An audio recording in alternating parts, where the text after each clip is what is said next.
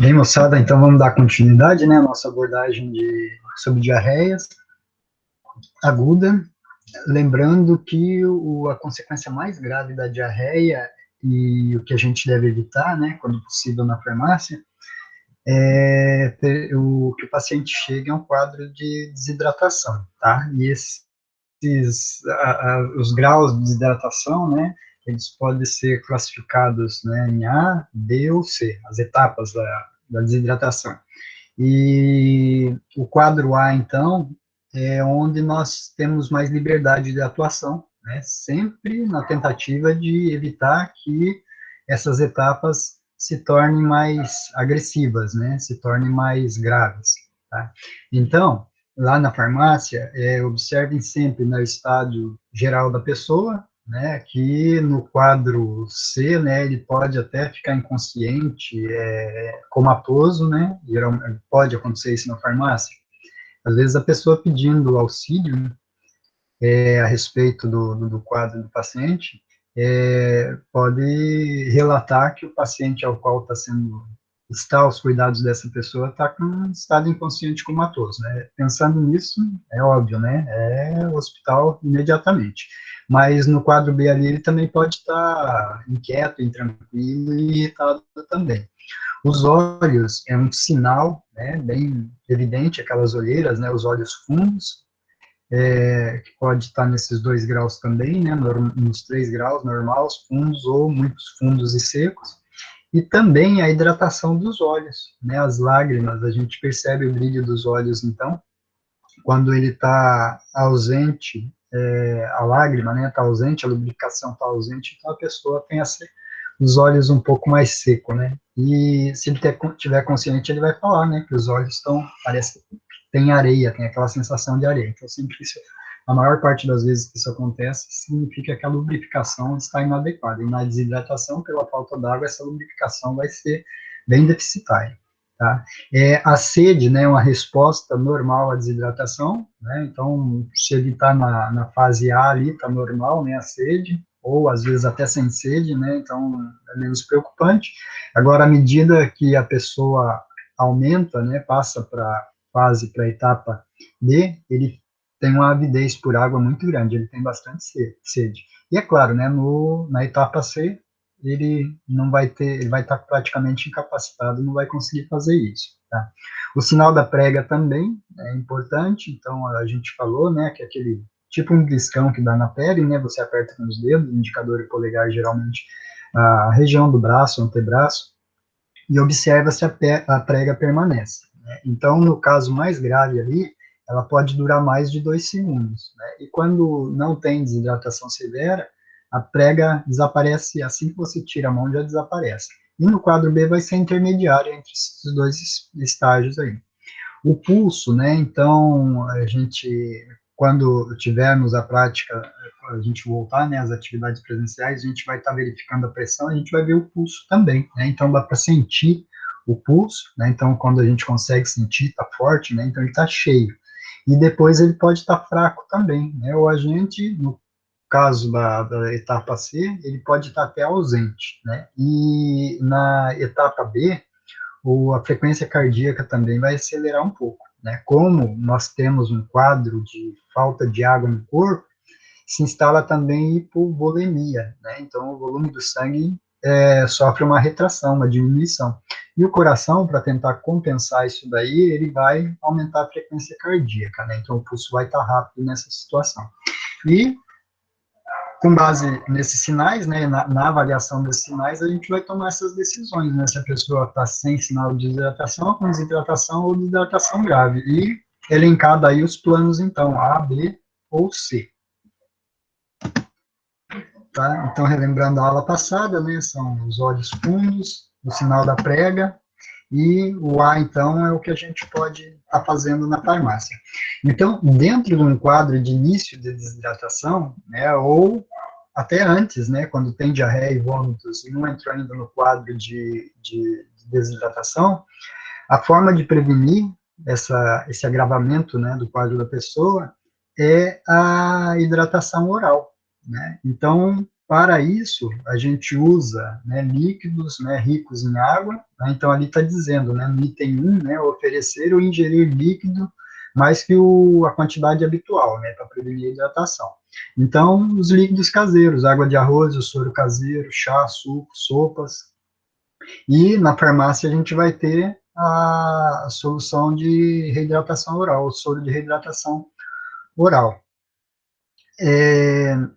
Ó, a água, ela segue sempre o sódio, né? Então, quando nós reidratamos uma pessoa, é interessante que ocorra também a ingesta de eletrólitos, né? Dentre os principais, o sódio, tá?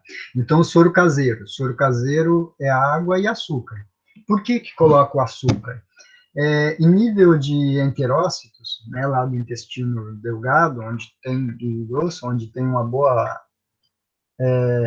absorção de água, o sódio, o transportador que tem na membrana dos enterócitos, ele é um cotransportador, né? Então, a glicose e o sódio são absorvidos ao mesmo tempo. Ou seja, para que aconteça a absorção de sódio, a presença de glicose interfere bastante nisso. Então, quando a gente precisa dessa reidratação, o soro caseiro, que é água, sal e açúcar, ele é mais bem-vindo do que as outras formas de líquido, tá? Que não tem sódio e açúcar, glicose junto. E o soro de reidratação oral, que a gente compra na farmácia, ele vai ter o citrato também e um pouquinho de potássio, né? Então já compensa um pouco a reposição eletrolítica.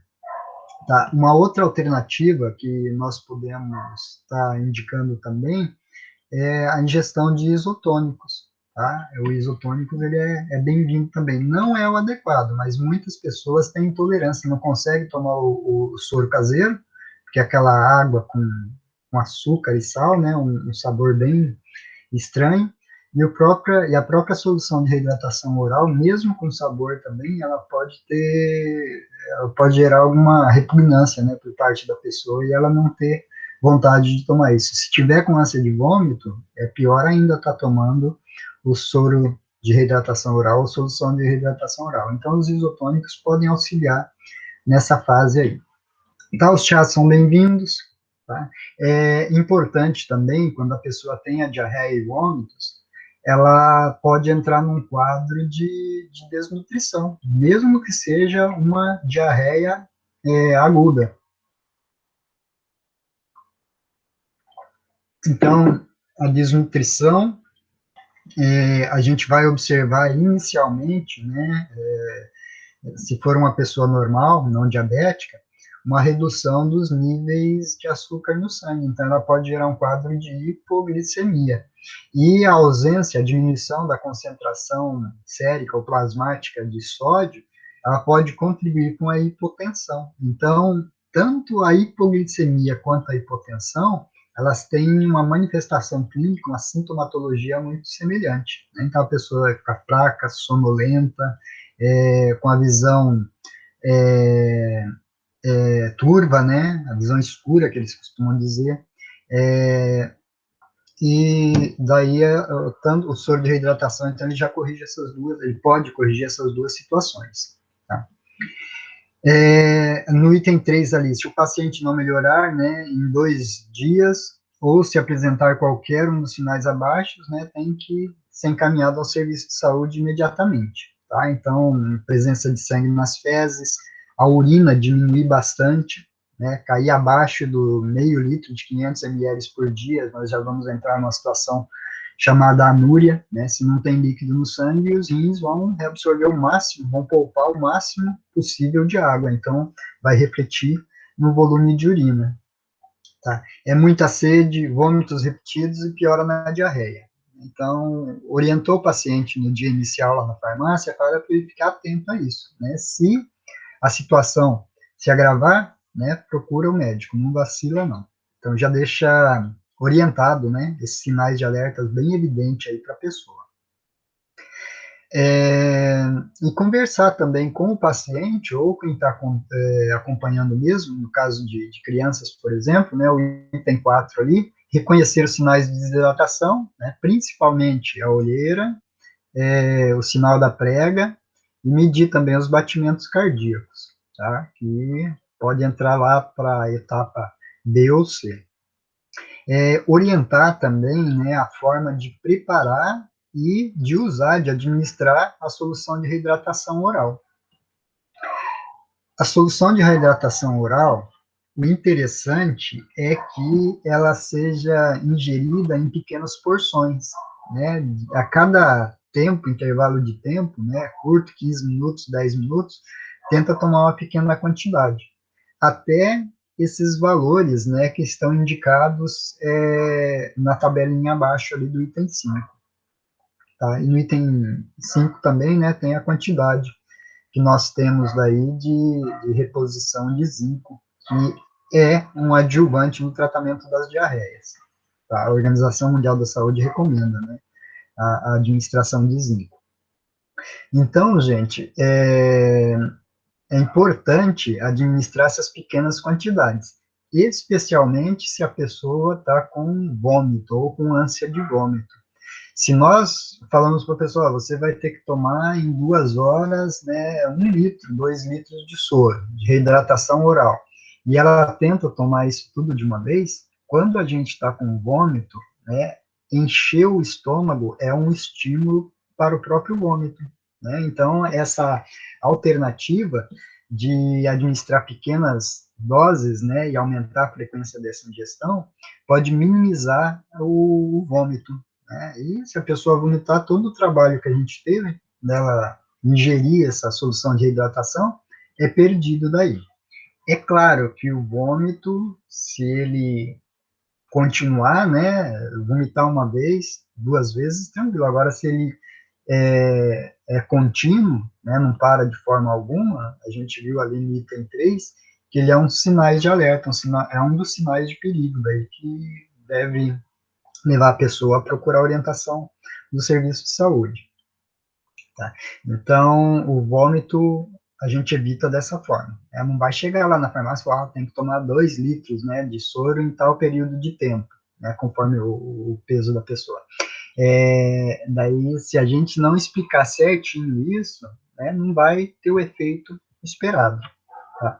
E o soro de reidratação, a solução, né, o soro caseiro, melhor dizendo, gente, coloca em 1 litro de água fervida, de preferência, né, ou filtrada, uma colherinha daquelas pequenas, né, de sal e uma colher de café, né, aquela pequena de chá, né, e a de café daí de açúcar, né, e agita. Se quiser colocar um pouquinho de limão, ajuda também ao paladar, né, aceitar mais bem isso daí, tá? É uma das alternativas que tem, mas na farmácia nós temos o pozinho, né, para ser preparado geralmente para 1 litro de água, ou então a solução já pronta para uso, ou então flaconetes para serem diluídos em um determinado volume de água para dar a concentração de eletrólitos adequadas para fazer a reidratação oral.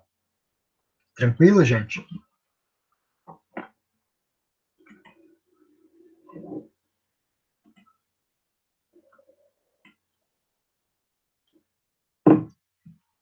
Então, daí o tratamento, a gente já falou um pouco, né, através da reidratação oral, mas lembrar que a diarreia em si, ela não é a doença, ela vai ser um sintoma, né, de algo que está desencadeando a mesma, tem uma causa subjacente, e sempre que possível, tem que tratar essa causa, né, essa doença de base aí que está levando essa sintomatologia da diarreia.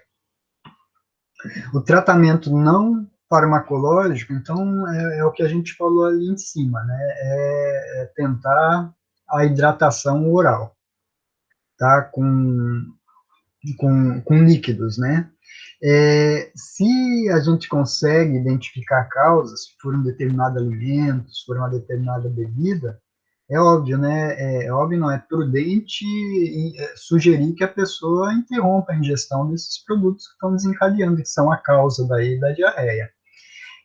Se a pessoa faz uso de laxativos, né, salinos ou estimulantes, os salinos a gente já falou, os sais de magnésio, né, são exemplos de laxativos salinos, o manitol também, a lactulose, a lactulona, desculpa, ela também é um laxante salino, ou dos estimulantes, né, o bisacodil, né, o lactopurga, ele é um estimulante também, chá de sene, cáscara sagrada, eles são estimulantes. Diminuir ou quando está com diarreia, interromper mesmo, né, os antiácidos que contêm o magnésio, que eles vão provocar também a diarreia excretora. O interromper a ingestão de bebidas e alimentos preparados fora de casa, nesse caso aí, a suspeita de intoxicação ou infecção alimentar, alimentos que eventualmente estejam contaminados, né? Então, tenta preparar tudo de forma bem higiênica.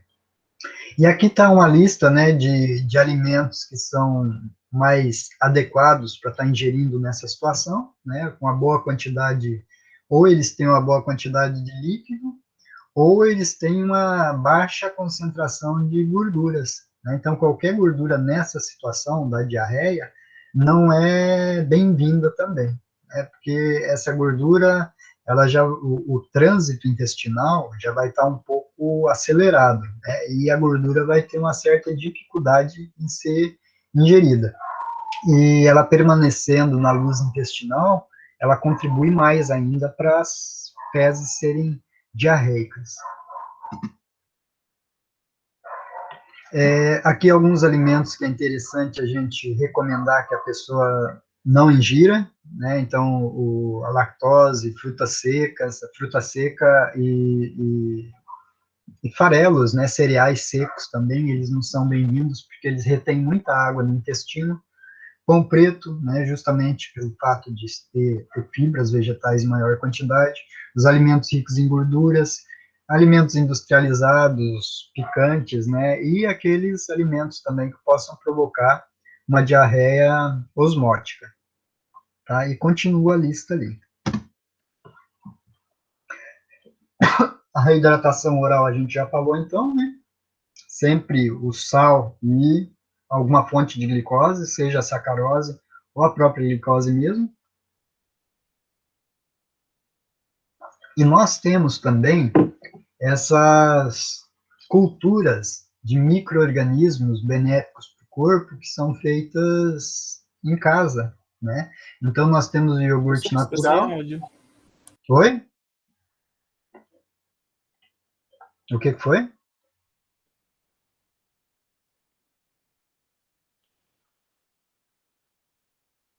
Vocês estão ouvindo, gente? Sim, professor. Ah, então beleza. Que eu não entendi o que o Júnior falou.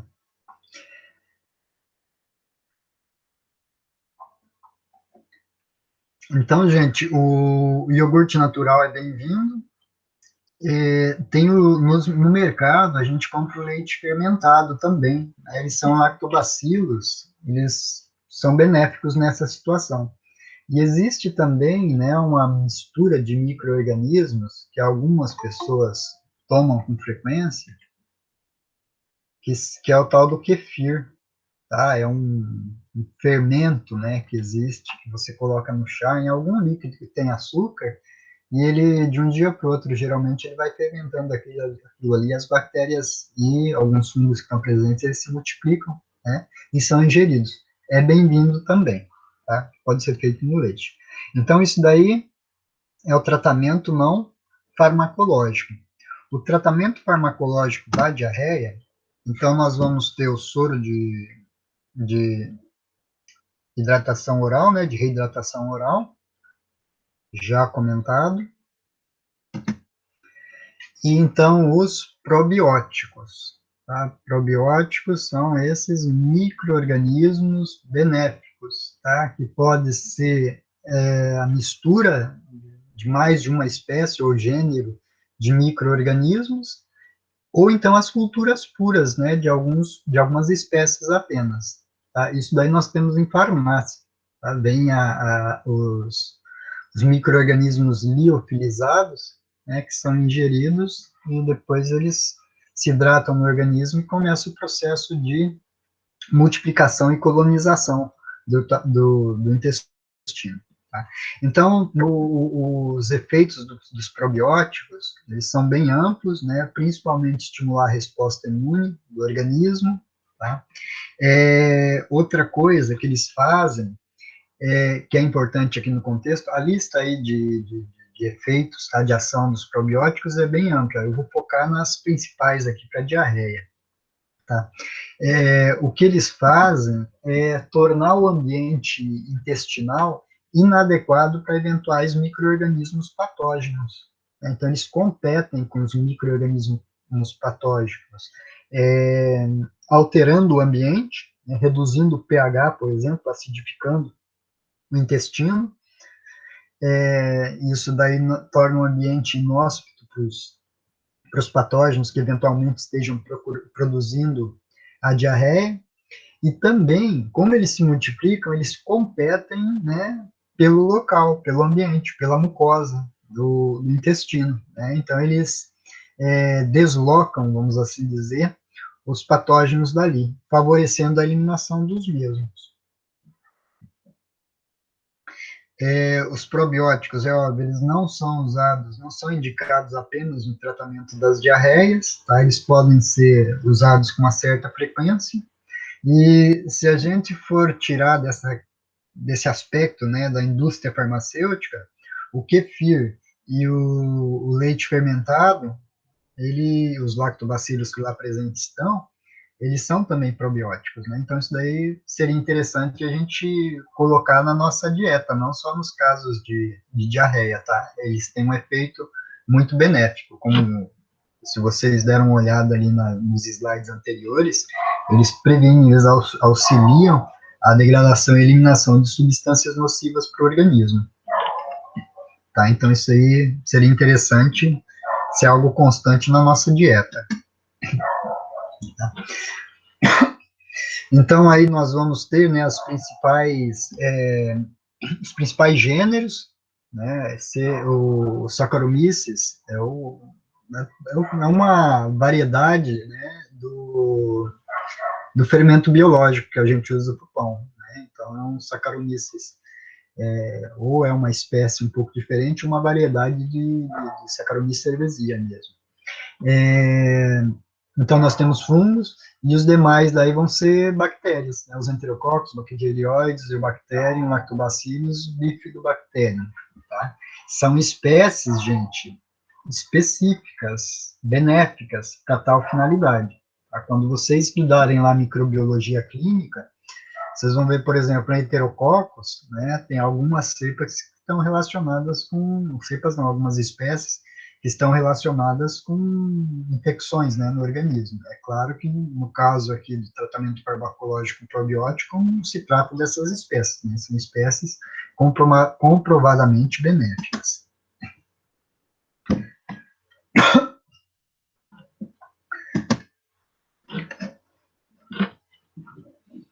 Tá, aqui a ação dos mesmos, né, eu já adiantei anteriormente ali, que eu estou dando uma acelerada. Aqui a principal indicação, né, a situação clínica que eles são indicados, de algumas espécies, né, principalmente dos lactobacillus e bifidobacterium. E depois nós temos, continuando, né, o tratamento farmacológico, nós vamos ter os antidiarreicos. Foi uma discussão que a gente fez na aula passada, né, se a gente deve ou não cortar a diarreia, né? Então aqui a gente retoma aquela discussão, tá? Então, quando nós não temos sinais graves, né, que indiquem principalmente infecção ou lesão da mucosa intestinal, daí esses medicamentos são adequados, né, usar por um período relativamente curto, né, principalmente para não atrapalhar muito a diarreia, né, não atrapalhar muito a rotina da pessoa, tá? Então tem que ser diarreias não sanguinolentas, que não tenham sinais, né, de comprometimento sistêmico, né, que a pessoa não esteja evoluindo para um quadro de desidratação, por exemplo, que a própria presença de desidratação já obriga a gente a encaminhar a pessoa para o serviço de saúde. Diarreias que apresentem na massa fecal muco ou pus, tá? Catarro nas fezes, né? Isso daí aparece, infecções. e sem a toxicidade sistêmica, que é isso, né, que a gente falou ali, os sinais sistêmicos. E usar sempre com cautela. Tá? Então, hoje, na farmácia, o que nós temos de antidiarreico, que é bem usado e que não precisa de retenção da receita, é a loperamida.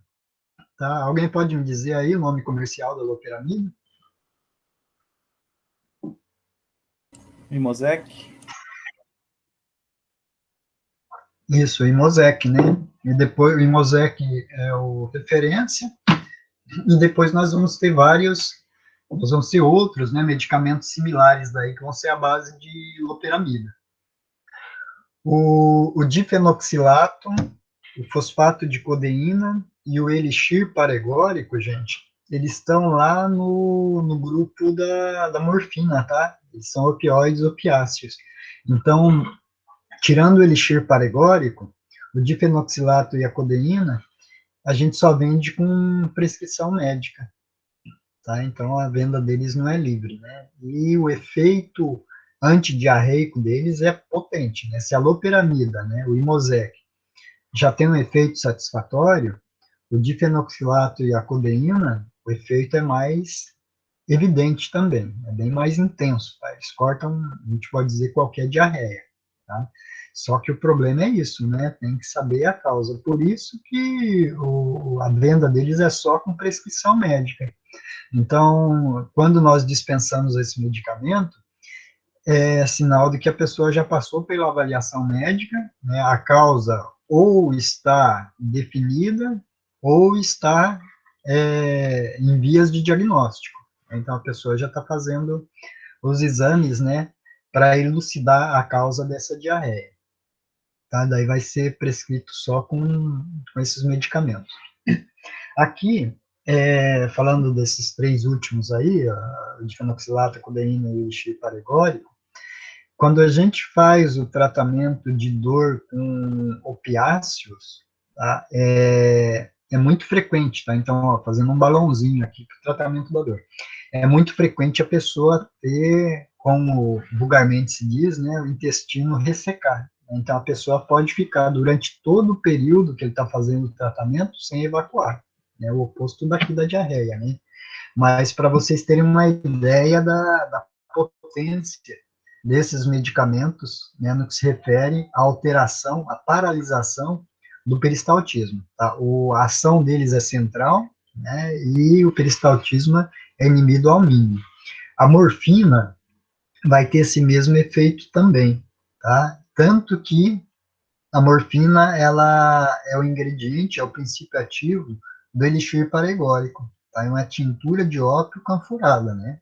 Então, vocês sabem que a morfina, naturalmente, ela é extraída do ópio, né? E o ópio, ele é uma resina extraída dos botões da Papaver somnífero, né? Da papoula, tá? Numa espécie que é cultivada lá no Oriente, no Extremo Oriente ou no Oriente Médio, né? Então, depois que a florzinha começa a cair, quando a flor começa a cair as pétalas, eles riscam, né, com a lâmina, os botõezinhos e brota um látex dali. Então, esse látex seco, né, resinoso, ele vai ser o ópio, né? E esse ópio, geralmente, ele tem, né, quando seco, cerca de 10% do peso dele é morfina.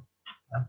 Então, pela legislação, pela portaria que controla os medicamentos, né, com atividade psicoativa, os controlados, né, a portaria 344 do Ministério da Saúde, da Anvisa, então, a farmácia pode dispensar sem receita médica apenas aquelas preparações que tenham um valor abaixo de 50 miligramas de morfina, tá? Então, é uma quantidade bem pequena, né?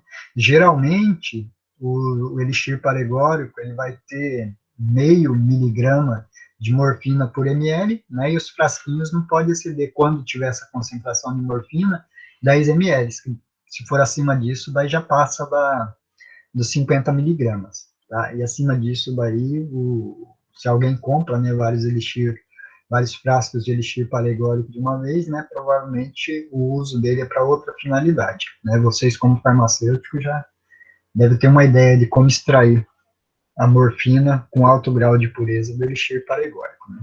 Mas ele era muito usado, né, para cólica intestinal em crianças e lactentes, né? Então dava morfina para os bebezinhos aí, e quando tinha diarreia também. Depois, né, geralmente a diarreia, ela vai ter quadros de dor, né, de cólica, a cólica intestinal, né, então é decorrente, né, principalmente quando nós temos processos infecciosos, substâncias que irritem a mucosa, né, toxinas bacterianas que vão irritar a mucosa, vão estimular a mucosa intestinal, e provocar como reflexo uma contração forte da musculatura lisa, né? E essa contração constante e rítmica, em condições normais, a gente conhece como peristaltismo. No entanto, quando essas substâncias estimulam muito, eles provocam essas verdadeiras contrações, né, que não tem um intervalo de relaxamento muito prolongado, né? Então, quando a musculatura lisa contrai bastante, a gente sente a cólica, né? E lembrando que a acetilcolina é o neurotransmissor envolvido, né, no aumento, ou melhor, na contração da musculatura lisa, do trato intestinal principalmente. Então, nós usamos os agentes anticolinérgicos, né, escopolamina e ocina, né? Então, o Buscopan da vida aí, ele é bem-vindo para reduzir esses espasmos, essas cólicas que acontecem. Outra coisa que eu não coloquei aqui, porque tem que ser usado com muita cautela, apesar de bem-vindo, é quando nós temos aquela diarreia decorrente da intolerância de alguns alimentos, por exemplo, né? Intolerância a proteínas ou açúcares, intolerância à lactose, que é a mais comum. Quando isso acontece, né, a pessoa não tem lactase ativa suficiente para degradar aquela lactose, essa lactose permanece na luz intestinal, osmoticamente ela atrai água, né, para a luz intestinal e a diarreia acontece. E essa lactose também, quando ela chega principalmente lá no intestino grosso, a quantidade de bactérias lá presente é extremamente alta. Então, ela é substrato, ela é alimento para essas bactérias. E algumas delas degradam essa lactose, né? Primeiro quebra ela em glicose e galactose, e daí elas usam isso daí para produzir ácidos, né, por fermentação, né, por processo anaeróbico de consumo desses monossacarídeos, ou então algumas bactérias podem degradar esses açúcares, e proteínas também entram nessa via, né, até a formação de gases, tá? E gases dá muita cólica, né, dá muita dor. E para gases daí a gente usa agentes tensoativos, né, a simeticona. Então a simeticona, né, é um silicone, né, é sintético, um polímero de silício, ele ajuda a diminuir essas cólicas provocadas por gases. Mas a gente tem que recomendar de forma com muita cautela, porque o excesso de simeticona também pode provocar diarreia, né? Então a gente elimina a dor, né, decorrente de gases, no entanto a gente favorece daí a diarreia. Tá? Então, se for usar, só de vez em quando, né? Mas quando tem diarreia, o adequado, no caso de cólica, é mais os antiespasmódicos, aí o Buscopan da vida, escopolamina, né? E assim. O elixir paregórico que eu falei anteriormente ali, ele, ele vai ter também a atropina junto, tá? A atropina também é controlada, mas a atropina é um agente anticolinérgico também que diminui os espasmos, tá? Mas o elixir paregórico, na atualidade, ele é pouco usado. Certo, gente? Então, antiespasmódico para essa finalidade. Lembrando que os antiespasmódicos, né, os dois principais, né, que a gente encontra de venda livre, eles podem estar só o agente anticolinérgico, e tem a associação dele com dipirona também, tá? Então, a associação, é claro, é para diminuir esse tipo de dor, né? A ação analgésica é explorada da dipirona nessa situação, associada daí com o agente anticolinérgico. Eu já falei, né, que aqui a escopolamina, então, nós vamos ter o Buscopan. Existem vários medicamentos similares ao Buscopan, tá, que vão ter o mesmo efeito também. E os antieméticos daí, ou seja, medicamentos para vômito, tá? Então, o dimenidrato, quem que é o dimenidrato, que é bem conhecido?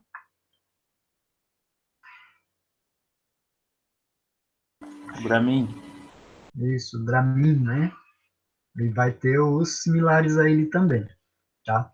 O dimenidrato, ele é um agente antihistamínico, tá? Os agentes antihistamínicos de primeira geração, principalmente, eles têm esse componente antiemético, né? Então, se não tem o Dramin, né? Tô à noite em casa e tem uma prometazina, por exemplo, Fenergan comprimido lá, e tô com episódios de vômito, se tomar um pouquinho o Fenergan, a prometazina, ela vai ter um componente antiemético também, tá? Mas pelo uso e pela segurança, o dimenidrato foi o que caiu no uso, né, para tal finalidade. Então, ele é bem-vindo também. O problema do dimenidrato e dos antihistamínicos de primeira geração, H1 de primeira geração, é que eles provocam sonolência, né? Então, a sonolência, quando a pessoa está com vômito, quando está com diarreia, né, se tiver febre ou outros sintomas juntos, ele pode mascarar sinais de gravidade, né? Então, a pessoa pode ter uma sonolência induzida pelo antiemético, pelo dimenidrato, tá? Isso daí torna um pouco confuso depois um eventual diagnóstico, uma eventual abordagem clínica, né, por parte do médico no tratamento desse quadro de diarreia e eventual vômito que esteja presente, tá? Então, dimenidrato eu não gosto de usar muito ele, né, nesses casos, no balcão da farmácia. Por quê? Porque a gente já faz uma avaliação parcial, né, só para ver aquela fase A lá do grau de hidratação, né, de desidratação.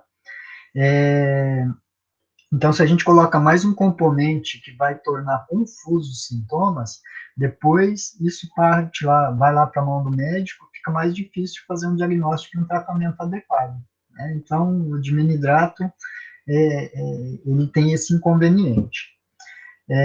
O segundo que nós temos é a metoclopramida, tá? Esse daqui também é bastante conhecido, né? Esse aqui, qual que é o nome comercial da metoclopramida?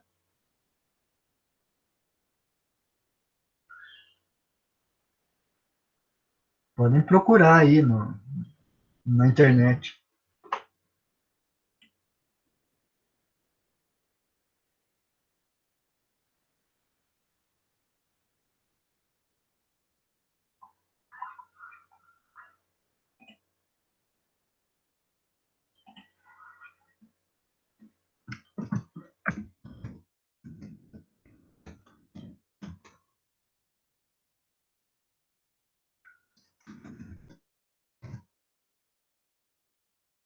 O Plasil. Isso, Plasil.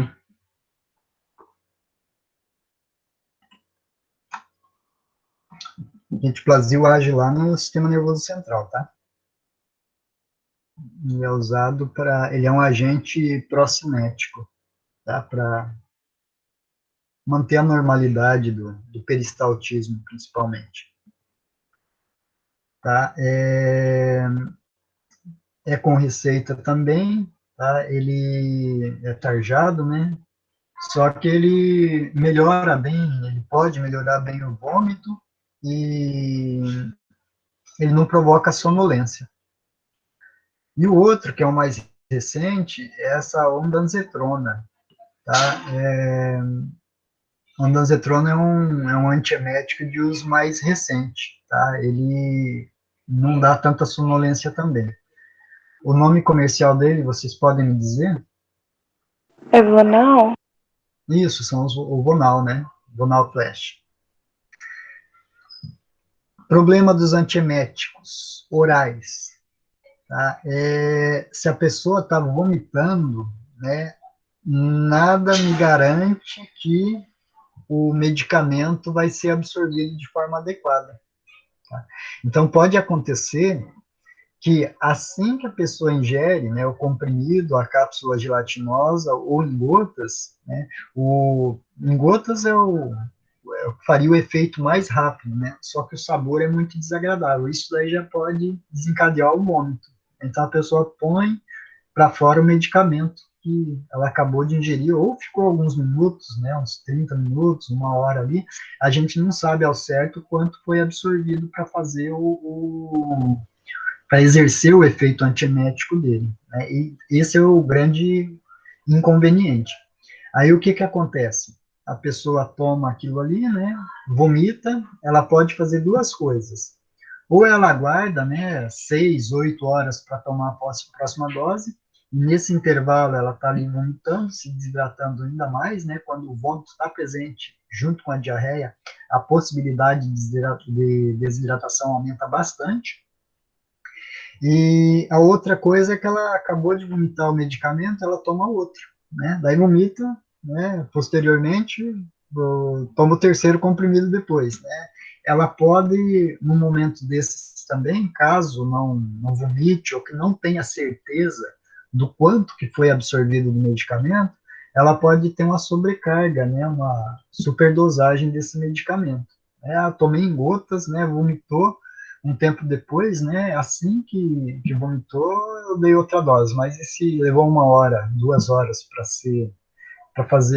para expelir o conteúdo gástrico através do vômito, né? A gente não sabe se foi bem absorvido, se foi bastante absorvido ou pouco absorvido esse medicamento. Então tem essa dificuldade em sabermos a quantidade que foi absorvida. É claro que, se for um pouco absorvido, né, a gente, mesmo vomitando, né, e a pessoa repetindo esse fato 2, 3 vezes antes, né, de ter a possibilidade de chegar a uma superdosagem, o próprio efeito antiemético começa a aparecer, daí o vômito vai diminuindo. Né? Só que isso daí é complicado, né? A gente dá o medicamento e pedir para a pessoa ficar observando tudo isso daí. Né? Então, muitas vezes, a pessoa pode fazer uma avaliação inadequada e ou não ter o efeito adequado do medicamento ou ter uma ingesta elevada desse produto aí, desses antieméticos. Tá? A ondansetron também é vendida sobre prescrição médica, né? A vantagem dela é que o comprimido pode ser colocado embaixo da língua, sublingual, né? E a absorção dele ser mais rápida e não ter tanta interferência do vômito. Tá? Então, essas daí são as limitações, né, desses 3 produtos. O mais adequado quando tem vômito é via parenteral, né? Então, ou intramuscular ou endovenosa daí, que a gente vai assegurar que a determinada dose do medicamento vai ser absorvida. Tranquilo, gente? Tá? Outra coisa que eu quero falar aqui, né, é o soro de reidratação oral, né, a gente tem lá aquela tabela indicando, né, a ingesta dele no intervalo de algumas horas, mas, assim, é sempre interessante a gente alertar a pessoa, recomendar a pessoa que depois que a pessoa evacue ou que tem um episódio de vômito, ela tome o soro também, né, mantendo depois o esquema posológico que inicialmente foi indicado, né, para tomar no período de 4 a 6 horas. Tá? Vamos ver o que mais aqui. Depois. Ô, professor, por que o Vonal parou de ser recomendado para gestante?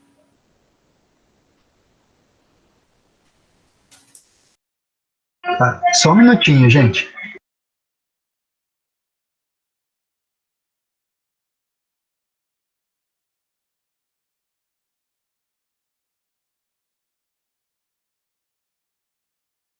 Dá um sossega, Leão, uma piazada aqui. Só. Hoje, então, o Vonal, ainda falta segurança clínica do mesmo. né? Então, a gente tem que ter mais tempo, né, de avaliação para ter certeza da segurança dele no caso da gravidez. Porque o Vonal, originalmente, ele foi desenvolvido, né, a ondantrona, para o tratamento de vômito, de ânsia de vômito, que acontece em caso de quimioterapia. E depois, né, à medida que o tempo foi passando, né, com base em poucos estudos, foi extrapolado para a população em geral. Então, no momento, cautela, tá? Mas, pelo que tudo indica, alguns médicos ainda, eles indicam, né, o Vonal para gestantes, tá? Para gestante é sempre bom ficar lá no Dramin, né, eventualmente o Plasil, esses dois, tá? E tem quadros de gestação que a mulher tem 7, 8 meses de vômito. Daí toma outros medicamentos também de ação central, mas sob supervisão médica, para tal finalidade.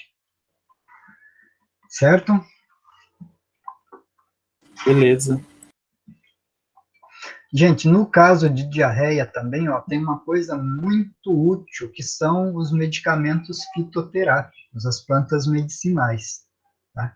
Antes de entrar aqui nas plantas medicinais, é, existia antes, né, um tratamento empírico de diarreias, né, de medicamentos de tratamento farmacológico, com substâncias que tinham a propriedade de adsorver, né, toxinas eventuais que estivessem na luz intestinal de pessoas com diarreia, né? Então, nós tínhamos o tal do caurim, né, que é um pozinho branco, né, que adsorve, né, que adere, que capta moléculas, né, de toxinas e de várias outras substâncias também na luz intestinal. Nós tínhamos a pectina, né, que é um polissacarídeo, também poderia vir, e usava-se, né, e ainda usa, né, o carvão ativado, tá, para tal finalidade. Então, o carvão ainda existe, né, no caso, até para tratamento de intoxicação por vários tipos de substâncias pela via oral, o carvão é uma medida terapêutica eficaz, mas hoje não se usa tanto isso, né? Dentro dessa linha, né, de absorver substâncias nocivas, né, de toxinas, muitas plantas elas têm substâncias que fazem que possuem também essa ação. Né? Então, eles têm os taninos, né, que é aquela substância, tanino, o exemplo mais prático de tanino que eu posso citar para vocês, presente em plantas, é quando a gente come uma maçã verde, um caqui verde, né, então tem aquela substância marrenta, né, que a gente costuma dizer, que é a adstringente, né, a adstringente, né, a definição aí dentro da farmacologia, da farmacotécnica, são substâncias que têm a capacidade de precipitar proteínas, né, de desnaturar proteínas. Então, esses taninos, eles têm essa capacidade também, né, de precipitar proteínas. Não sei se a Juliana falou, quando a gente tem dor de garganta, por exemplo, né, infecção de orofaringe, que tem placa de pus, ou nos quadros de gripe também, né, que forma irritação na garganta, não tem pus, mas forma aquele muco pegajoso na garganta, né, que a gente fica com picarro, fica escarrando toda hora. O chá de romã, por exemplo, ele é muito bom para isso, né? Faz o gargarejo, não vai tomar o chá de romã quando tem dor de garganta, né? Mas quando faz o gargarejo, aquelas placas de pus ou esse muco espesso que está na garganta, ele é expelido com a maior facilidade. A gente consegue limpar essa região, tá? Por quê? Porque tanto a placa de pus quanto o muco, eles têm um alto conteúdo de proteínas, né? Ou de polissacarídeos ali. E esses taninos têm essa capacidade de tornar eles insolúveis, daí a gente consegue eliminar com mais facilidade. Então, algumas plantas, principalmente aquelas que têm uma grande quantidade de taninos, elas são bem-vindas no tratamento de diarreias, porque elas vão precipitar essas proteínas, elas vão formar complexos insolúveis com eventuais substâncias tóxicas, né, no intestino e vão contribuir para minimizar o quadro de diarreia. Tá? Então, o barbatimão é uma árvore, a gente geralmente tem ele na forma de erva, né? ele vai ter esses taninos que tem essa ação anti-inflamatória, né? Geralmente utiliza o caule do mesmo. Isso aqui é interessante, gente, para medida caseira, tá? Quando a gente, o uso próprio também, né, pode estar fazendo, né, o uso em domicílio, em casa, né, dessas substâncias aí, elas podem exercer um bom efeito. E dentro da sabedoria popular, que querendo ou não permeia, né, o tratamento de doenças no nosso país, as pessoas às vezes vão na farmácia e compram medicamentos, mas também, né, pela sabedoria, pelo conhecimento que ela tem através de outras pessoas, elas fazem uso de plantas também, né? Então, o barbatimão, ele inclui nessa categoria aí. Só um adendo aqui, as plantas ricas em taninos, tá? A gente tem que tomar cuidado quando ingere medicamentos de uso contínuo, que eles interferem também na absorção dos medicamentos. Eles se complexam a esses medicamentos, inviabilizam a absorção deles, né? Farmacocineticamente, nós vamos ter uma interação. O próximo que nós temos é o cajueiro, tá? Então, a gente vai usar a casca do caule, a folha, né? Aqui na região sul não é comum a gente ter cajueiro, né? Mas no norte, no nordeste é bem comum ter o cajueiro. Então, se alguém eventualmente for para lá, né, sabe que ele vai ter um pouquinho de tanino e vai ter essa ação anti-inflamatória e antidiarreica.